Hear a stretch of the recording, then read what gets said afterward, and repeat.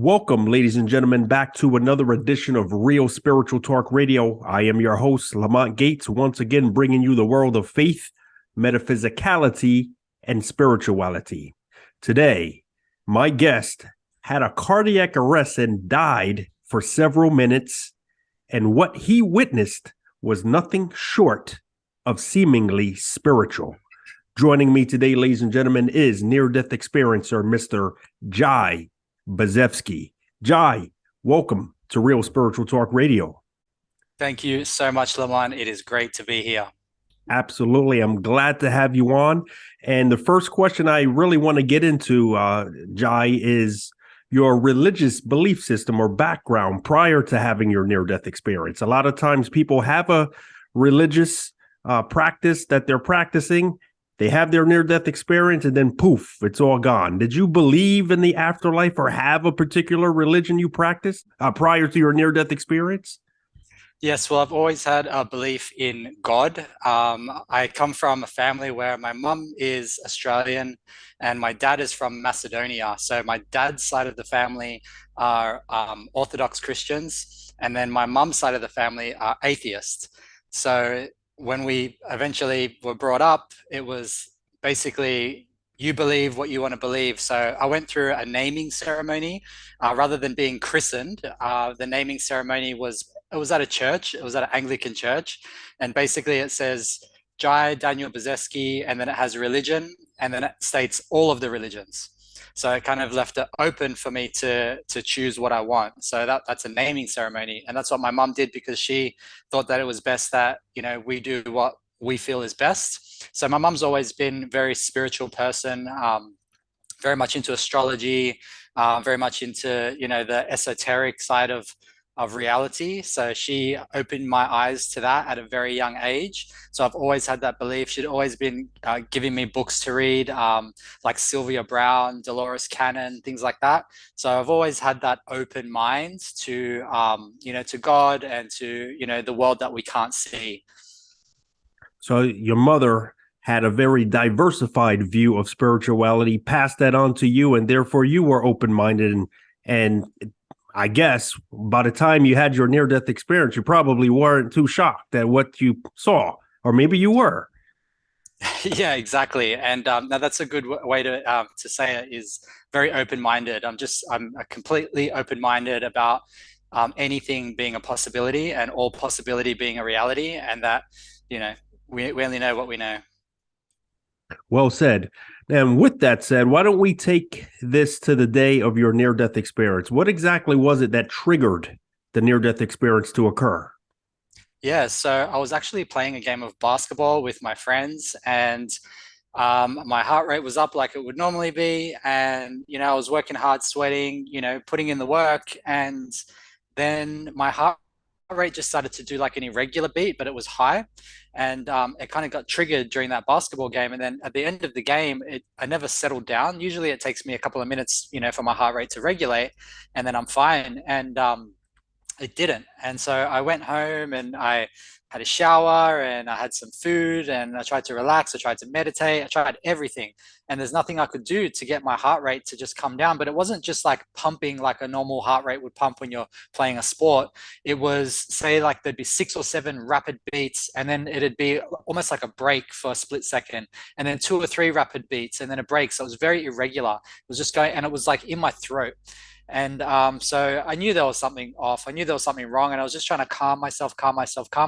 And my family was saying, we need to go to the hospital. There's something seriously wrong with you. And I did not want to go, and I was resisting. And I was like, no, I'll be okay. And then like 7 hours went by at this time. And then my mum was very persistent, and she's like, we have to go. So thanks to her intuition, she saved my life in that regard. So I said, okay, let's go. So we went to the hospital. Get to the hospital, and the first thing, as you would expect, they think that I'm on some kind of drugs. So they're like, what have you had, and we'll help you. And then I said, I haven't had anything. And I told them exactly what I said to you. And then they didn't believe me. So then they put me into a bed and they were monitoring me, and they were not doing much at all. And I was starting to get really anxious. And so I said, guys, you have to do something. So they kicked my family out of the room, and they said, you have to tell us what you've had. It's the only way we can help you. And I'm like, I haven't had anything. I don't take any drugs. I haven't had nothing. And eventually they believed me and they're like, okay, we can give you this drug and it will stop your heart for a split second, but your brain will straight away kick it off again. This is what we give to people that have an arrhythmia issue to reset their heart to get it regular again. And I was like, look, I'm getting very anxious and I'm not feeling good. I think you guys need to make an executive decision on this and help. And they're like, okay, well, we'll do this if you want. And I'm like, okay, like, do it. So it was, through the intravenous, some kind of drug that they gave me a needle for. And then I kind of checked out after that. I don't really recall anything. I just went into a coma. So I dropped into a non-responsive coma. So they had to put a ventilator in, and that lasted for 8 minutes. And during that whole time, the drug that they gave me didn't do what they wanted it to do. In fact, I had the adverse reaction in dropping me into this coma. So I don't know exactly what happened there, but I'm in this coma. My heart rate is still doing this crazy thing, getting higher and higher and higher. And then after 8 minutes, I just flatlined. So at that point, I go into cardiac arrest. I'm clinically dead for 3 minutes, and they get the paddles out and defibrillate me. So they give me a shock, nothing happens. Then they go in for a second shock. And then by this time, obviously, the 3 minutes have gone by, and they gave me that second shock. And then I jumped up. And I remember as I came up, I remember, well, it felt like I was just projectile vomiting, but I wasn't. I was choking on the ventilator, which I didn't know was in my throat. So my instinct was I just grabbed it and I just ripped it out. And then everybody just freaked out because that's like the worst thing that you could possibly do. Has to be taken out very carefully. The trachea is really soft. If it gets torn, there's big problems. So I just ripped this thing out, threw it across the room, and then they grabbed me and they pushed me back down onto the bed, and they got the big, the big metallic blanket to x-ray my chest and make sure I haven't torn myself all open. And then I hadn't, thankfully. And I remember in that moment, I thought to myself, is my heart still doing that weird thing? And then I checked in with myself and I was like, no, it's gone. And then so I just had instant relief and I was like, oh, I'm okay now. And I hadn't really comprehended what had just happened. And so I collapsed back into the bed and I was as tired as I could ever be, the most tired that I've ever been in my whole life. So tired that I could barely open my eyelids. It felt like I had weight on my eyelids. And so they'd put the oxygen mask on me. They'd let the family come back in and I was in and out, and I still hadn't comprehended everything then. But then I'd stayed there overnight for observation. And then at this time it was Monday morning, and I looked at the time and it was like 6 or 7 o'clock in the morning.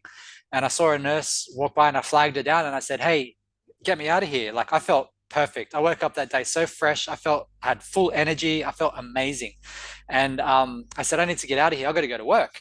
And she laughed and she's like, you're not going anywhere. She's like, do you know what happened to you last night? And then I was like, oh, not really.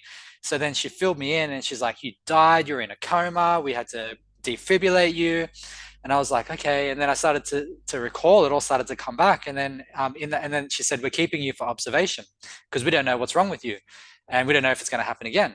I was like, okay. So I ended up being there for 5 days. And over that time, everything started to flood back in. And then I remember that I was floating up above my body and behind my body. And I was looking down at the situation. And it was very bizarre because at that moment, it was quite peaceful. And even though I could see that everybody was frantic and everybody was like trying to help and trying to do stuff, and they were all talking to each other, and they were getting me ready to defibrillate me. And I just remember that I was in a pure state of observation with no judgment or meaning. I wasn't given any meaning to it. There were no emotions at all. It was bizarre. And yeah, and so I'm just watching, and then as I'm watching, off into the faint distance, I could hear somebody calling my name. So I'm hearing Jai, like that, just like that, Jai, like that, maybe every 3 or 4 seconds. And then I'm like, someone calling me? And it's almost like I didn't even care what was happening in terms of what I was viewing. And all I became interested in was who's calling me? It just became fascinating to me. And then it's Jai, Jai. And I'm like, what is that? And then so I started to you kind of tune into it, right? And I'm like, where is that coming from? And I'm kind of tuning into it.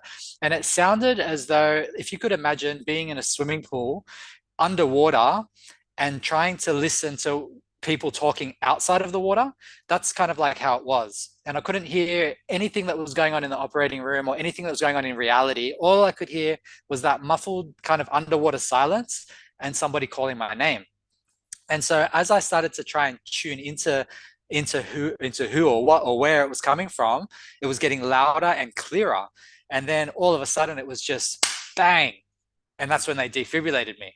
So my conclusion from that is, I mean, I'm not sure actually. I'm not sure whether that was the calling, or whether it was the guys that were actually in the operating room going, Jai, come on, Jai, stay with us, Jai. I'm not quite sure what it was, whether I was calling to go back in or whether I was being called to go out. I don't know. So yeah, that's basically what happened. Yeah, sounds And fascinating. Very typically, near-death experiencers, especially in the state of a cardiac arrest or when brainwave cessation has occurred or heartbeat stoppage, breathing stoppage has occurred, very often the first thing will happen is they will literally leave their physical body and observe the material realm that they're in as an observer, unseen though by the material realm. You stated that you were kind of looking around and seeing the frantic commotion going on. Did you at any point look at your own body in the bed and recognize that that was you? 100% the whole time, I knew that that was me in the bed. I just had no emotion over it. Yeah, and that's also a typical characteristic of many near-death experiencers. They'll look at their physical body from this aerial position and say, "That's me." Once they come into the recollection, "That's me." I really don't care much about that. It was like Yeah. they were wearing a coat the whole time that they just took off and realized that they didn't have to wear it anymore. The spiritual aspect of them is the true aspect of them. I also noticed that you stated that you recalled this. So this wasn't when you died for 3 minutes. This wasn't something that you remembered in present time. I know they say time doesn't exist on that side, but you had a delayed recollection of this after being told that you were dead. That's right. Yeah, everything sort of started to come back very slowly over those few days. I remember that one scene that I described pretty much the following day, and then it got clearer and clearer over the coming days and months, even. And that's, believe it or not, pretty common in many near-death experiences too. Many near-death experiencers will say that they had some sort of repressed near-death experience because later on, it could be even months or even years later on, they reflect back on what occurred to them while they were having this near-death experience. So this certainly sounds like that. You certainly got the verification then that you were indeed dead. There's a big argument, from the material scientists and the materialists in general who state, well, perhaps it's brain activity, perhaps it's the brain, but you were definitely verified that you were dead for at least 3 minutes. Yeah, that's Oh, right. okay. So with Yeah. that said, now I understand that you had some really powerful after effects, which are also very, very common in post near-death experiences. For example, a lot of experiencers say that they come back with the lack of fear of death. They have higher empathy levels. Sometimes they can hear voices in other people's heads who don't even open their mouth. It's almost like telepathy.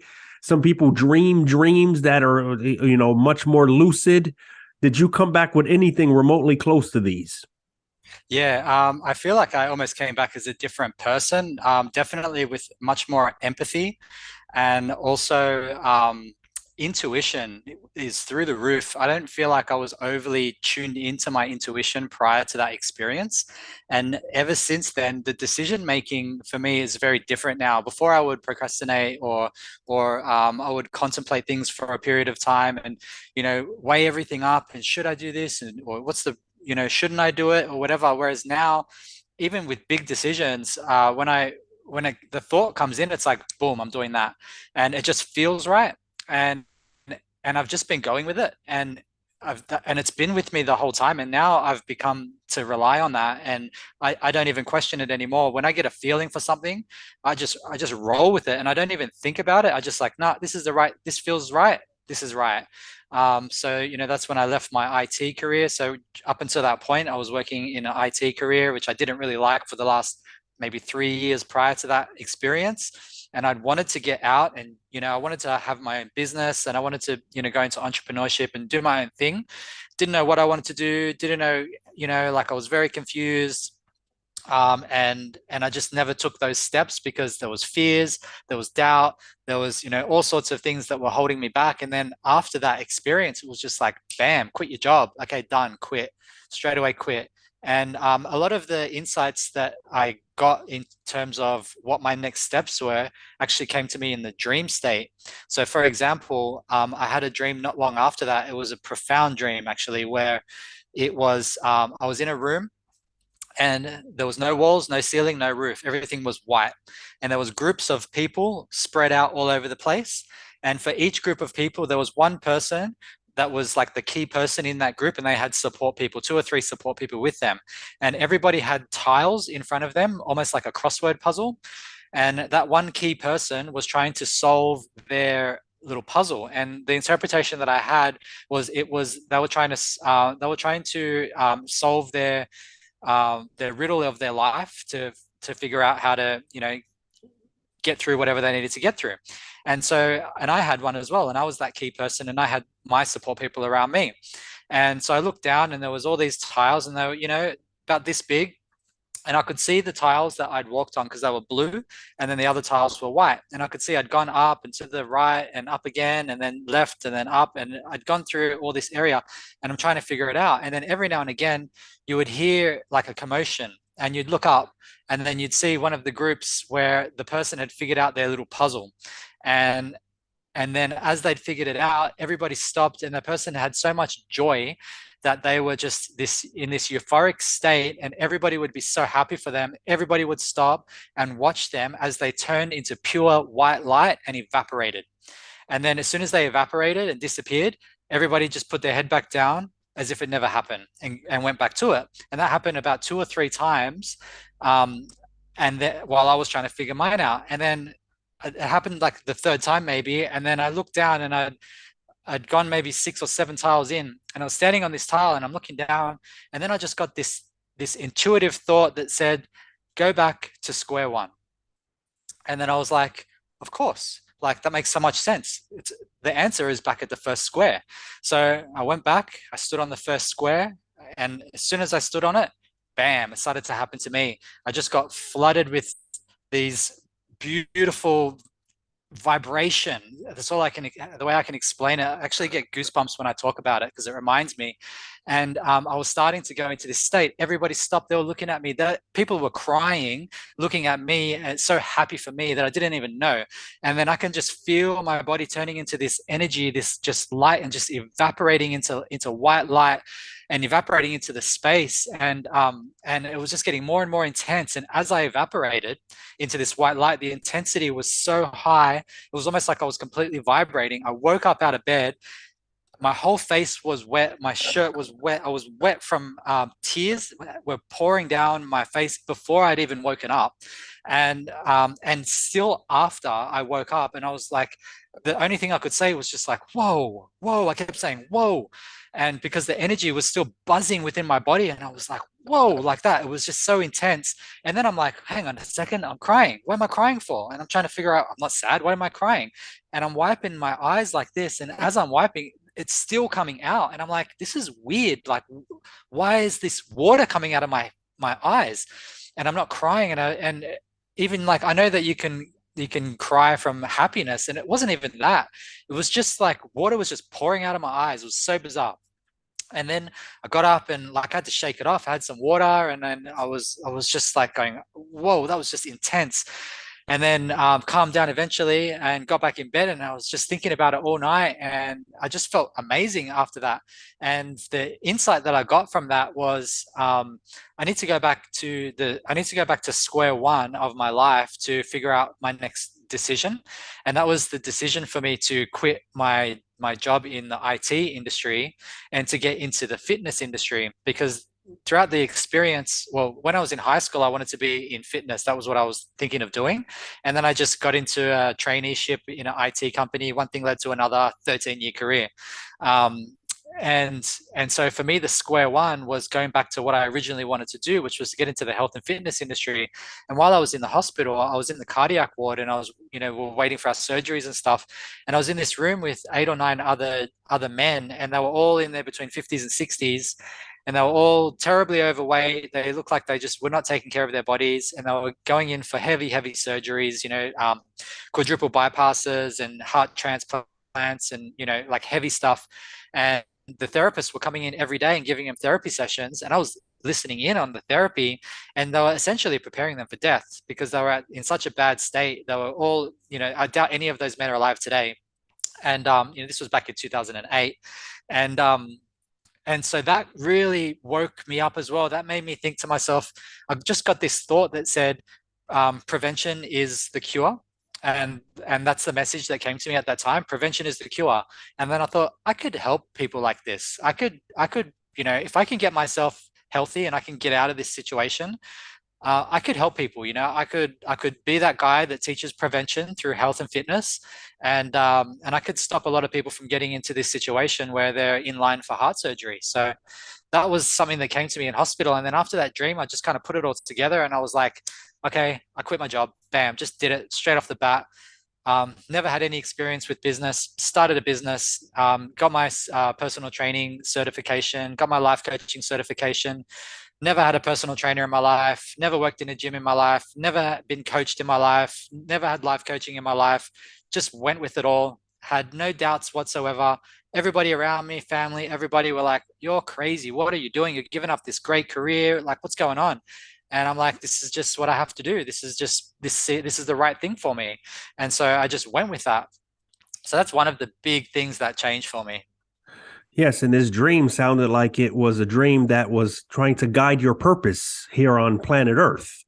Going back to 100%. square one, you stated that originally you did want to go into some sort of fitness career, right? So that is Mm, kind of like square one. And not only going into fitness, but helping someone else become fit, both physically and spiritually. Many near death yes. experiencers also indeed talk about changing their careers. Some of them are big Wall Street buffs prior to their near death experience. And after having a near death experience, the money is just not important to them. The quality of life is more important to them. Educating people spiritually is more important to them. Now, I want to go back to your near death experience. You said something that was very poignant. You mentioned that you felt a level of peace while you were observing yourself above your body. Did you, when you entered your body, how did that feel? Was there immediate pain that returned to you, or did you feel anything when you returned into your body from this peace? Yeah, I felt no pain at all. It was just the biggest shock of my life, and I don't know if you can put that down to actually being electrocuted, but like it was like a recoil, like a reflex, like I jumped up. The way I could imagine it is, when the doctors hit you on the knee to test out your funny bone or whatever it is, and your knee kicks out like that. I imagine it like that. It was just like a boom like that, and it was like an explosion. And it's actually happened to me, I think, 2 other times since then. And it happened once about 3 months ago. And this was in 2008 when this happened. But 3 months ago, I was in bed asleep, just dreaming. And then I thought that a meteor hit our roof. There was this huge explosion. And I just jumped up, and I had this energy just buzzing through my body as though I was just, paddled. And I had my wife in bed next to me, and she's like, there was nothing. And I woke her up, and I jumped up like it was just this rush of energy. And it was a similar thing where I was like, whoa, whoa, like that. And the energy was still in my body for about maybe 5 minutes. Like I had to get up and walk around and had some water. I went to the bathroom, and I was like telling my wife what happened. And she actually said that. She goes, I wasn't fully asleep at that time. She goes, I heard like from the tree, like a tiny little like seed or something just dropped onto the roof. And she said she heard like the tiniest little thing, not in any way warranted my reaction. but this was an internal explosion, and that was very much similar to what happened during that time when I came back into my body, and it was just, yeah, it was extreme energy for a split second, and then it was just like no energy, just like zero energy, like can't even open my eyes. So it sounds like these after effects, that burst of energy, also came back with you in your post near death experience at some point. Now, I want to Mm. go back to the religious question. However, I know you said originally you were religiously diverse thanks to the open mindedness of your mother, giving you the flexibility to choose whatever religious path you wanted to go on. But after your near death experience, did you become more religious or select another religion or remain as you were? Definitely did not remain as I was. I took more of a serious look into just spirituality in general and understanding that there is a connection that we have with God. I came to the conclusion that I'm here for a very strong purpose. Otherwise, I wouldn't have survived, and all of those, you know, um, the dominoes wouldn't have lined up the way they did had I not needed to be here for some particular reason. So I feel like that I have a calling and I have a purpose. And then that's sort of brought me closer to my relationship with God, to the point that I feel merged with God. And this is I guess this is my take on it now, and could be right, could be wrong, but this is how I feel. I feel that God is actually a part of all of us, and that for the most part we reject that. We think that it's something separate from us. I think that everything that we need or want is already within us, and it's just a matter of activating it. So for me, I feel like I'm activating that God energy within me through my will, through my intuition, and through my I guess my um, assumption that it's there. So I go off I guess you call it the law of assumption, where I assume that I have a God-like power, in a sense, where I can call upon the God within me to access whatever it is that I need to access to help me through my life. So that's something that I didn't have before. I felt very separated from God before. I always believed in God, but I felt very separated from it, and I never really looked into the philosophy of Jesus Christ at all. Whereas I have post, and now I feel that Jesus Christ is essentially God, and it's the representation of God that lives within our consciousness. So I feel like my consciousness is actually Jesus Christ. I feel like I have Jesus Christ, and you and everybody. I feel like we have this Jesus Christ consciousness within us, and I feel like that's what the Bible is trying to teach us. It's just been changed and screwed and manipulated and made quite confusing to many people. And I think if we go within and we just tap into what feels right, I feel like that all of the answers are within us, and that's the way to access it. And the thing that's kind of kept me away from any particular religious group is that I feel like the more I focus on accessing it from within myself, the deeper my connection with God is. So I don't feel like that's something that is a communal thing or a community thing. I feel like that's a very much an internal thing, and so that's how I deal with that. And quite certainly, we've all been taught, especially those who grew up with some sort of traditional religion, let's say Christianity, that we are indeed separate from God. God is so far, far away from us that he or it is this holy thing that we can never come close to. However, constant takeaway from near-death experiencers who have their experiences also come back stating exactly what you said, that God is in and amongst every one of us. There's a universal togetherness. All is one, all is whole, and all is a part of the source, which many refer to as God. 100%. And that's what gives us love for each other. I think that's where the compassion came from as well. Before, I was like, if I didn't like you, I didn't like you. Like, I guess I was a bit of an asshole in a way. I mean, I was a nice guy. I wasn't rude to anybody. I didn't cause fights or trouble or anything like that. But I had my opinions of people. And now, like, if somebody does something that I don't like, rather than me saying I hate that person, I say to myself, I love you, but I hate your habits. or I love you, but I hate the actions that you're doing. So I don't actually hate people. I love people because we are all the same. We are all God. It's all within us. So to hate somebody is to hate yourself. And then I feel like that gets turned inwardly. And so what is the outcome of you hating on yourself? You're going to have a negative outcome, a negative experience. You're essentially rejecting God.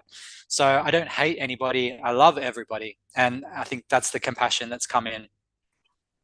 Very wise words indeed. Well, Jai, I want to thank you for coming on Real Spiritual Talk Radio and sharing with us your absolutely fascinating account. Thank you so much. It's been a pleasure. I'm grateful to be able to share this with other people just to get some insight and yeah, just make people question things. And with that said, ladies and gentlemen, Jai Bazevski.